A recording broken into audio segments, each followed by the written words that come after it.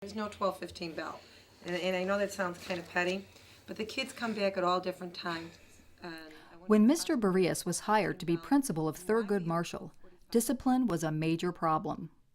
Well, the first thing he did was hire a teacher in a position as a disciplinarian.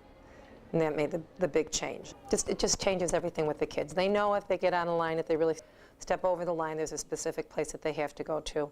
The teachers also know when you really need someone, they're here, someone whose main job is to know the discipline code.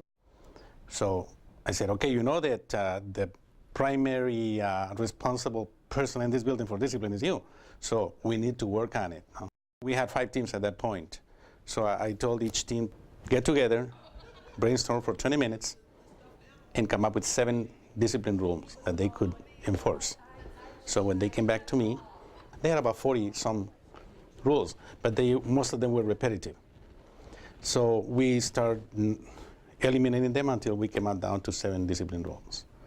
And immediately after that, we printed them out, we blow them up in a big poster, and we place them around the building.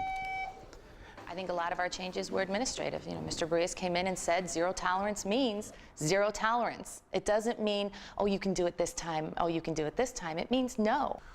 So what would zero tolerance mean? Armando? Not to put up with something bad or something? Not to put up with something. We haven't said it's bad. Might be good. Okay? Sean, what were you going to say? You can't stand it? Can't stand something, okay? Fred? A major challenge was dealing with the influence of gangs in the neighborhood. Often, students wearing gang colors would lead to conflicts. I didn't come up with it. We all, as faculty and parents, came up with it because of the gang bangers. Huh? And some members of the faculty, about 25%, did not want it because teenagers should be able to express themselves. But if we're putting them at risk, so the first dress code was dark blue pants and white shirts. And it was bad because how can you define dark blue? So it has evolved until we decided to say, okay, it's going to be blue and white. I don't care what blue is. Gradually, Mr. Barrias was able to build a collaborative faculty that supported each other. The result was a more engaging curriculum, which improved school climate. That is absolutely correct.